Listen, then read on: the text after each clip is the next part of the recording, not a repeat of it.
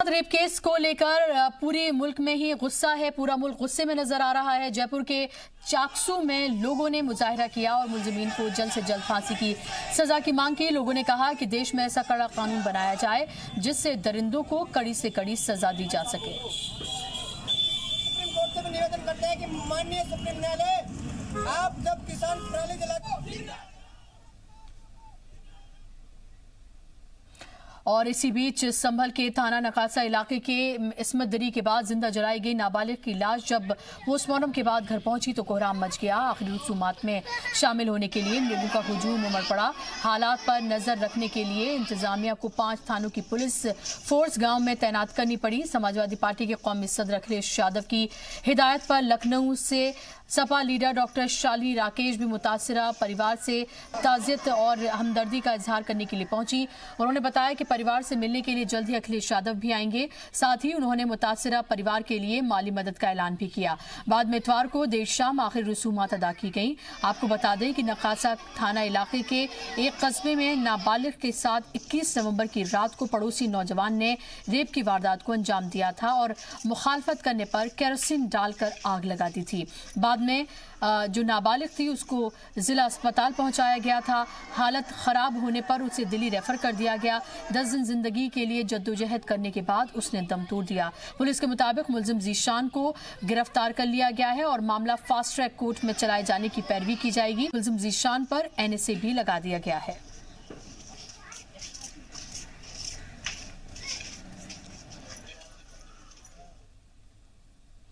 BJP के कौमी general secretary Arun Singh ने राज्यसभा के लिए पर्चा दाखिल किया है। इस सीट पर बीजेपी उम्मीदवार को बिला मुकाबिल चुना जाना लगभग तय माना जा रहा है। मिर्जापुर जिले के रहने वाले अरुण सिंह को वजीर दिफा राजनाथ सिंह का करीबी माना जाता है। उन्होंने कौमी जनरल सेक्रेटरी के साथ मरकजी ऑफिस के इंचार्ज की जिम्मेदारी भी संभाल रखी है।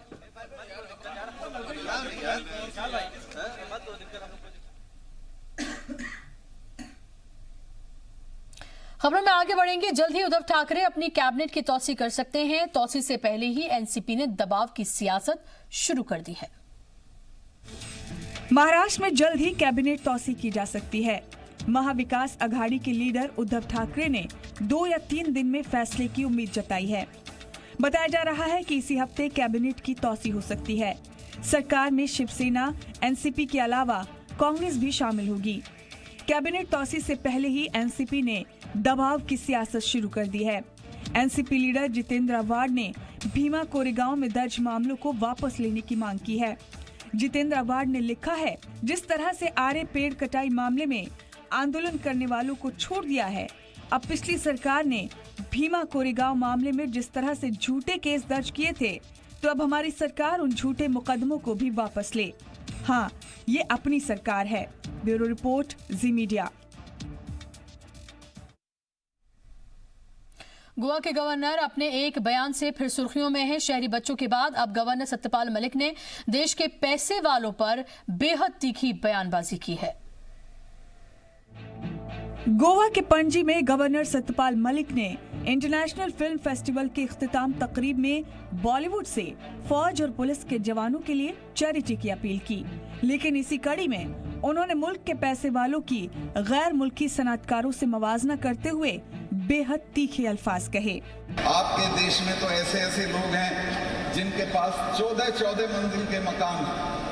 एक मंजिल में कुत्ते रहते हैं, एक में ड्राइवर रहते हैं, एक में कोई और रहता है, लेकिन एक पैसा भी चैरिटी नहीं करते हैं हिंदुस्तान की फौज के लोग। दुनिया के सब बड़े लोग, चाहे वो लॉर्ड गिल्डोफ हों, म्यूजिक के लोग हों, चाहे वो माइक्रोसॉफ्ट वाला हो, सब लोग अपनी पूरी आमदनी का बड़ा हिस्सा चैरिटी करते हैं। लेकिन हमारे यहाँ का जो अमीर है, मैं उसको इंसान भी नहीं मानता। मैं उसको सड़े हुए पोटैटो, सड़े हुए आलू की गोली की जगह मानता हूँ कि जिसकी जेब से एक पैसा नहीं निकलता। गवर्नर ने सियासतदानों पर भी कहा कि वो आखिरी रसूमात होते ही शहीद के कुनबे को भुला देते हैं। सत्यपाल मलिक ने 22 नवंबर को भी ऐसे बयान दिए थे जिनमें शहरों के पढ़े लिखे बच्चों को बेकार करार दिया था। मलिक ने ये भी कहा था कि भगवान राम की मदद सिर्फ आदिवासियों ने की थी। ब्यूरो रिपोर्ट, जी मीडिया। मध्य प्रदेश में 10वीं की मॉडल बुक में महात्मा गांधी को कुबुद्धि बताए जाने पर तनाजा हो गया है। रियासत के वजीर तालीम जांच की बात कहकर पल्ला झाड़ते दिखाई दे रहे हैं। मध्य प्रदेश में नाथूराम गोडसे का मामला अभी शांत भी नहीं हुआ था कि अब महात्मा गांधी को लेकर हंगामा शुरू हो चुका है। मध्य प्रदेश सरकार ने तालीम महकमे से एक बड़ी चूक हो गई है, जिस पर तनाज़े शुरू हो चुका है। दरअसल मध्य प्रदेश तालीम महकमे ने 10वीं के तलबा के लिए जो मॉडल बुक तैयार की है, उसमें बड़ी गलती सामने आई है। टेस्ट पेपर में गांधी जी का अनुसरण करने वालों को कुबुद्धि लिखा गया है, जिसके बाद रियासत में बीजेपी कमलनाथ सरकार पर हमलावर हो गई है। साबिक वजीर विश्वास सारंग का कहना है कि कांग्रेस गांधी जी की तौहीन करके नेहरू को महिमा मंडित करना चाहती है। सरकार आपकी है, आप सरकार चला रहे हो, अमला आपका है। उस अमले को आप कह रहे हैं कि ये आरएसएस का है, ये बीजेपी का है। गांधी जी का अपमान ये कांग्रेस की सरकार में होता आया है, क्योंकि ये गांधी जी का अपमान करके नेहरू को महिमा मंडित करना चाहते हैं। बीजेपी के हमले का जवाब देते हुए वजीर तालीम डॉक्टर प्रभुराम चौधरी ने कहा कि वो इस मामले में जांच करवाएंगे, कसूरवारों को बख्शा नहीं जाएगा। नहीं, उसमें देखिए ऐसा है कि मेरी जानकारी में तो अभी नहीं आया है, लेकिन अगर ऐसी कोई त्रुटि हुई है तो उसकी हम जांच कराएंगे, उसकी कार्रवाई करेंगे। सवाल ये भी उठता है कि स्टडी मटेरियल छपने के बाद क्या किसी ने देखा नहीं और सीधे बच्चों को भेज दिया गया? हालांकि वजीर जी जांच की बात कह रहे हैं। ऐसे में देखना ये होगा कि कसूरवारों पर कोई कार्रवाई होती भी है या नहीं। ब्यूरो रिपोर्ट, जी मीडिया। समाजवादी पार्टी के सदर अखिलेश यादव और कांग्रेस जनरल सेक्रेटरी प्रियंका गांधी के लगातार किए जा रहे ट्वीट को लेकर प्रदेश के डिप्टी सीएम केशव प्रसाद मौर्य ने पलटवार किया है। उन्होंने कहा कि अखिलेश यादव और प्रियंका गांधी हकीकत से दूर होकर ट्वीट करते हैं, इसलिए इन लोगों को ट्विटर यादव और ट्विटर वाड्रा कहना गलत नहीं होगा। यूपी के डिप्टी सीएम केशव मौर्य ने प्रियंका गांधी वाड्रा और अखिलेश यादव को एक नया नाम दिया है। इसको लेकर ट्विटर पर बकायदा जो है अभी ट्वीट और रिट्वीट भी हो रहे हैं। सर, आपने जो उन्होंने सवाल उठाया गड्ढा को लेकर, उस पर आपने उनको एक नया नाम भी दिया है। नहीं, मैं गड्ढे पे सवाल उठाने पे नहीं दिया है। वो कोई भी विषय आता है उस पर ट्वीट करते हैं। मैंने कहा आप जनता के बीच में जाइए, जमीन पर पहुंचिए और वहां पर अगर हमारी सरकार के खिलाफ कोई कमी ध्यान में आती है उसको उजागर करिए। और आपको कमी हमारी खोजना आपकी जिम्मेदारी है, उसे दूर करना सरकार में रहने के कारण हमारी जिम्मेदारी है। लेकिन ये जमीन पे जा नहीं रहे हैं, तो हमने कहा फिर इनका नाम बदल करके श्रीमती प्रियंका ट्विटर वाड्रा और श्री अखिलेश ट्विटर यादव रख देना चाहिए। ये वो कह रहे हैं कि जो गड्ढों की भरने की जो तारीखें थी वो लगातार बढ़ती जा रही हैं और लगातार बढ़ती जा रही है, इसलिए आपके भी वो कई सारे नाम लेकर आ रहे हैं ट्विटर पर। वो आपको भी करिए गड्ढा मौर्य रखना चाहिए नाम, इनको लगातार गड्ढे भर नहीं पाए, खाली जो है तारीखें दे रहे हैं। नहीं, उनको जरूर गड्ढे के पास जाएं और गड्ढे देख करके उसको बताएं हम गड्ढे भरेंगे। अगर कोई हमारी कह रहा हो ना समस्या कोई है जनता की से जुड़ी हुई, उसको उजागर करेंगे तो उसको हम ठीक करेंगे। कह आप जनता के बीच में जाओ और हमारी कमी खोजिए और हमारे खिलाफ आवाज उठाइए, हम समाधान करें। सर, एक सवाल थोड़ा सा अलग है। ये पराली को लेकर बड़ी सवाल उठ रहे थे। सुप्रीम कोर्ट ने मुख्य सचिव को 2 बार बुलाया था।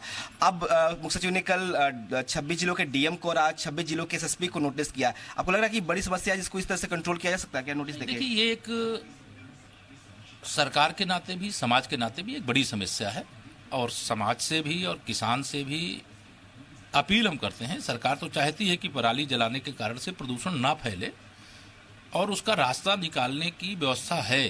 टाइटली लेने की आवश्यकता नहीं, सभी अधिकारी भी इस पर ध्यान दें और समाज से भी अपील है, स्वयंसेवी संस्थाओं से अपील है कि पर्यावरण अनुकूल रहेगा तभी वर्तमान पीढ़ी भी और आने वाली पीढ़ी भी जी सकेगी और एक अच्छे वातावरण में उनको जीने का मौका मिलेगा। अगर इस समस्या का समाधान नहीं होता, माननीय सर्वोच्च न्यायालय का जो निर्देश है उस निर्देश के क्रम में मैं यही कह सकता हूं कि इस प्रकार की समस्या से मुक्ति मिलनी चाहिए, चाहे उत्तर प्रदेश हो चाहे देश हो, और सरकार उस पर प्रयास कर रही है। धन्यवाद। कैमरामैन जेपी उपाध्याय के साथ विनोद मिश्रा, जी मीडिया, लखनऊ। सरकारी स्कूलों में बच्चों को स्वेटर बांटने की डेडलाइन 30 नवंबर तक की थी, लेकिन बावजूद इसके वाराणसी के साबिक सेकेंडरी स्कूल छित्तूपुर में अभी तक भी बच्चों को स्वेटर नहीं बांटे गए हैं। मामले की हकीकत जानने के लिए जब जी मीडिया की टीम स्कूल पहुंची तो स्कूल इंतजामिया का कहना था कि स्वेटर उन्हें देरी से मिले, आज बच्चों को स्वेटर बांट दिए जाएंगे। स्वेटर ऐसा है कि BRC पर आ चुका था और स्कूल वाइज संकुल वाइज देने में कुछ टाइम लगता है। स्वेटर कल सैटरडे को हम लोगों को मिला और आज हम बांटने का प्रोग्राम रखे हुए हैं और बटेगा। आपके सामने प्रत्यक्ष रूप में हर चीज है भी कि ये मैं गलत नहीं कह रही हूँ।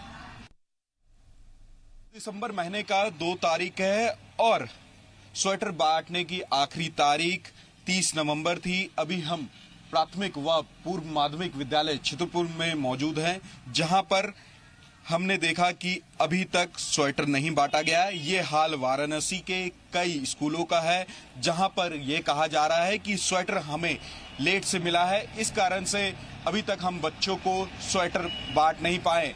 यहाँ पर यह बताया जा रहा है कि आज स्वेटर का वितरण होगा और पिछले साल भी स्वेटर का वितरण किया गया था, लेकिन बच्चे घर से ही स्वेटर पहन करके नहीं आते। तो कहीं ना कहीं बात ये निकल के सामने आती है, जिस तरीके से जो लापरवाही है वो देखी जा रही है, या तो जो अधिकारी हैं वो काम अपने पूर्ण निष्ठा से नहीं करते हुए नजर आ रहे हैं। लगातार जिस तरीके से कहा जा रहा था कि स्वेटर समय पे बांट दिया जाए, लेकिन अभी भी कई स्कूल वाराणसी के ऐसे हैं जहां पर स्वेटर नहीं बांटा गया है। कैमरामैन बाबूलाल के साथ लोमज्जी मीडिया, वाराणसी। रैया की अजीतमल तहसील में SDM कोर्ट में कुरान शरीफ पढ़ाए जाने का मामला सामने आया है। जानकारी के मुताबिक तहसील के नौ तामीर भवन में वाक़े SDM राशिद अली की कोर्ट में आधा दर्जन से ज्यादा मौलवियों ने कुरान ख्वानी की। इस वाक़े का वीडियो भी वायरल हो रहा है। वीडियो में साफ तौर पर देखा जा सकता है कि कोर्ट में मजिस्ट्रेट की कुर्सी और आसपास बैठकर मौलवी कुरान ख्वानी कर रहे हैं, जबकि किसी भी सरकारी इमारत में पूजा या इबादत करने की सख्त मनाही है। मामले को लेकर सदर रुकने असेंबली रमेश दिवाकर ने संजीदगी से इसको लिया है और DM से शिकायत की है। DM ने मामले को संजीदगी से लेते हुए ADM को जांच सौंप दी है। हालांकि इस दौरान वो SDM को बचाते हुए नजर आई। न्यायालय में नमाज पढ़ाई है वो मैं उसकी घोर निंदा करता हूँ। ऐसा नहीं होना चाहिए, साजिश लगती है किसी की। ये जो भावना वो भड़काने में हमें लगता है किसी साजिश है। इसके बारे में मैंने SDM से बात की, DM से भी बात की, तो SDM बस सीधा कहना है कि विधायक जी हमको इसके बारे में कोई जानकारी नहीं है। पुलिस भर्ती में हमारी स्पेशल ड्यूटी लगी है, मैं 5-6 दिन से बाहर हूँ और ये हमें अभी जानकारी मिली कि हम उनकी टीम मिली है, तो मैं उनके खिलाफ कार्रवाई करूँ। सरकारी संस्थानों में कभी नहीं होना चाहिए। न्यायालय है वो इंसाफ का मंदिर है, वहाँ पर ना हिंदू है, ना मुसलमान, ना सिख, ना ईसाई है। ऐसी जगह पर इस तरह की हरकत करना बड़ा निंदनीय है और इस पर अधिकारियों को कड़ी कार्रवाई करनी चाहिए। हमारे जो अजीतमल हैं वो 28 तारीख से कानपुर की पुलिस भर्ती में उनकी अपनी ड्यूटी लगी हुई है, तो वो वहाँ पर है। और तहसीलदार अजीतमल से भी बात करके पता किया गया है, तो ये पता चला है कि SDM साहब ने एक लेटर इशू किया था नई तहसील में शिफ्ट करने के लिए सभी कर्मचारियों को। 29 तारीख तक शिफ्ट करने के लिए उनके द्वारा एक पत्र जारी किया गया है। उसके क्रम में इनके द्वारा जो पता लगाया गया उससे ये पता चल रहा है कि किसी कर्मचारी ने यह कहते हुए ये मान्यता उनकी है कि वहाँ कब्रिस्तान है, नई जो नवनिर्मित तहसील भवन है उसके सामने कब्रिस्तान है, तो वहाँ उनका ये मानना है कि वहाँ पर कोई भी आदमी वहाँ जाता है तो वो बीमार हो जाता है, इसलिए हम अपना कुछ विगत संज्ञान में किसी के लिए किसी कर्मचारी के द्वारा ये प्रतीत हो रहा है। इसकी हम लोग जांच कराएंगे, SDM से भी रिटन में भी हम लोग लेंगे कि ये क्या हुआ, क्योंकि SDM की बगैर सहमति के, बगैर अनुपस्थिति के, मतलब उपस्थिति के ये कार्य हुआ है। तो इसको क्लियर कट अभी ये जांच का विषय है, इसको जांच करा करके नियमानुसार इस पर कार्रवाई भी की जाए। उत्तर प्रदेश और उत्तराखंड में नशे का कारोबार बढ़ता नजर आ रहा है, जिसके तई इंतजामिया और मजहबी रहनुमा काफी संजीदा नजर आ रहे हैं। उलमा ने अवाम से अपील की है कि नशा करने से जिस्म ही नहीं बल्कि पूरी नस्लें खराब हो जाती हैं। उलमा ने नौजवानों से नशे की बढ़ती लत से बचने की अपील की है। उलमा ने अपील करते हुए कहा है कि अपने बच्चों को तालीम की तरफ तवज्जो दिलाएं, क्योंकि जब इंसान तालीम हासिल करेगा तो खुद ब खुद नशे की लत खत्म हो जाएगी। वहीं इस जानिब इंतजामिया भी बड़े पैमाने पर नशे के खिलाफ मुहिम चला रही है। रुड़की के CEO चंदन सिंह बिस्ट ने बताया कि पीरान कलियर शरीफ एक मजहबी मकाम है जहां पर उत्तर प्रदेश के बरेली से सबसे ज्यादा नशे के सौदागर नशीली दवाइयां सप्लाई कर रहे हैं। तो ये हमारी तरफ से जागरूकता अभियान भी चलाया जा रहा है, स्कूलों में चलाया जा रहा है और पब्लिक प्लेस पर भी इसको चलाया जा रहा है और इसका एक अभियान भी बीच में चला है और इसमें हमने काफ़ी गिरफ्तारियां भी की हैं और समय समय पर हमें जो भी सूचना प्राप्त होती है उसके तहत हम लोग काफ़ी इसमें क्लियर कर रहे हैं। इसको जो भी पकड़ा जा रहा है उसको जेल भेज रहे हैं और उनके नेटवर्क कहाँ से हैं उसको भी हम लोग अपने उसमें लेके आ रहे हैं इन्वेस्टिगेशन में। और अब तक की भी सूचना मिली है, जो भी सूचना मिली वो बरेली से लाना बताया गया। वहीं उलेमा का कहना है कि देवबंद, सहारनपुर, कलियर शरीफ में लोग अपनी अकीदत लेकर आते हैं और यहाँ से नौजवान नशे की लत लेकर जाते हैं। अस्सलामु अलैकुम वरहमतुल्लाहि बरकातुहू। मज़हब इस्लाम में नशाखोरी बिल्कुल हराम है। तमाम लोगों को नशाखोरी से बचना चाहिए। नशाखोरी एक बहुत ख़तरनाक और बेकार चीज़ है, इससे तमाम लोगों को बचना चाहिए। मैं तमाम लोगों से अपील करता हूं कि नशाखोरी से बाइकाट करें, उससे लोगों को बचाएं और ख़ुद भी बचें। यही मज़हब इस्लाम का पैगाम है। अस्सलामु अलैकुम वरहमतुल्लाहि वबरकातुहू। देखिए, नशा क्या बल्कि हमारा ये इस्लामी अक़ीदा है कि हमारी जान ये हमारी नहीं बल्कि ये अल्लाह की दी हुई हमारे ज़िम्मे एक अमानत है।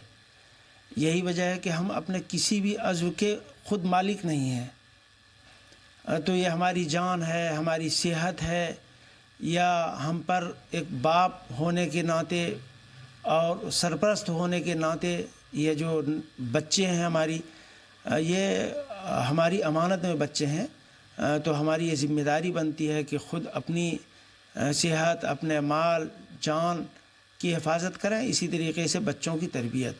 बुरी आदत है, एक ऐसी आदत जो समाज को तबाह कर देती है, ज़िंदगी को ख़त्म कर देती है और मुआशरे को उजाड़ देती है। जो लोग नशे का कारोबार करते हैं, हकीकत में वो नशे का कारोबार नहीं बल्कि मौत का कारोबार कर रहे हैं, घरों को उजाड़ने का कारोबार कर रहे हैं, परिवारों को तबाह करने का कारोबार कर रहे हैं। आइए हम सब मिल के एक तहरीक चलाते हैं कि जो प्रदेश को नशे से मुक्त करना चाहती है। बटनी चाहिए थी, आध्यात्म का सबक होना चाहिए था, वो आज सिर्फ नशे के नाम के लिए जाने जा रहे हैं। अजमेर शरीफ हो, कलियर शरीफ हो, देवबंद हो और बहुत सारी जगहें हैं और दूसरे मज़ाहिब के धार्मिक स्थल भी इसी की चपेट में हैं। तो मेरी ये आजिज़ाना गुजारिश है, अपील है कि जिस कदर हो सके बहुत जल्द से जल्द एडमिनिस्ट्रेशन और गवर्नमेंट इसके ऊपर ध्यान दे। नशे के खिलाफ काफ़ी तंजीमें मुहिम चला रही हैं। बस अब ज़रूरत है कि उलेमा की अपील पर आवाम कितनी जल्दी बेदार होते हैं। उलेमा की अपील पर वालिदैन को भी संजीदा होने की ज़रूरत है। जी सलाम के लिए देवबंद से सैयद उवैस अली की रिपोर्ट। ये तो सभी जानते हैं कि पानी ही जिंदगी है, लेकिन क्या कभी ये सोचा है कि जो पानी आप पी रहे हैं वो जिंदगी दे रहा है या ले रहा है?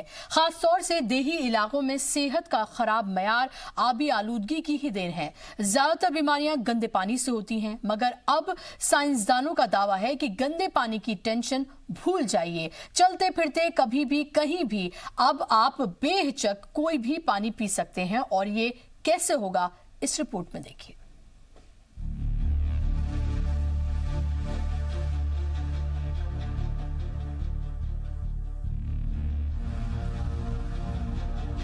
शॉर्टकट्स और सहूलतों की कमी कुदरती वसाइल पर आफत बनकर टूटी है।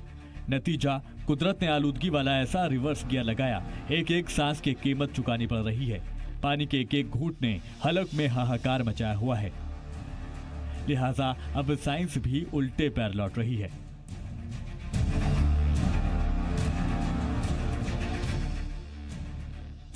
इंसान को कुदरत के करीब लाकर उसकी ताकत का नमूना दिखा रही है।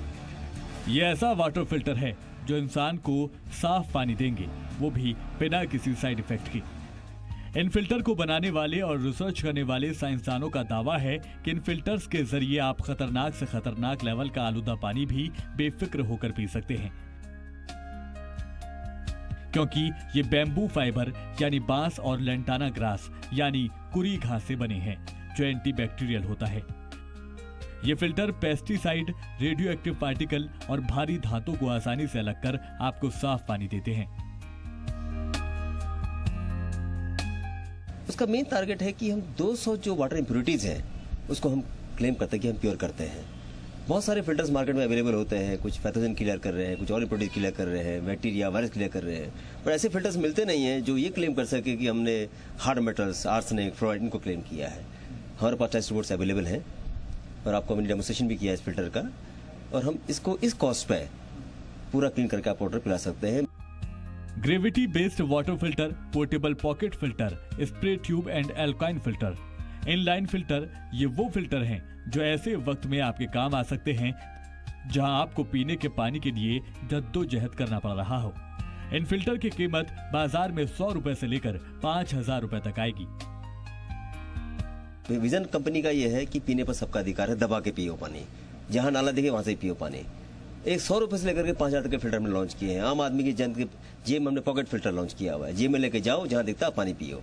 जो हमने मेन फिल्टर भी आपको हमने दिखाया था, उसका मेन मकसद है कि हर स्टूडेंट, बच्चा भी स्कूल जाता है, साइकिल में घूमता है, बाजार में घूमता है, फिल्टर जेब में लेके चले, बॉटल में लगे कहीं पे नदी में तो वहीं पर डिप करके सिप करके पानी को पी ले। वो फिल्टर का कॉस्ट हम ट्राई कर रहे हैं कि 150 रुपए से नीचे रखें। इस वक्त हालात इतने संगीन हैं कि हिंदुस्तान में कोई भी ऐसा आबी जरिया नहीं बचा है जो आलूदा ना हो, बल्कि हकीकत तो ये है कि मुल्क के 80% से ज्यादा पानी के जराए बहुत ज्यादा आलूदा हो चुके हैं।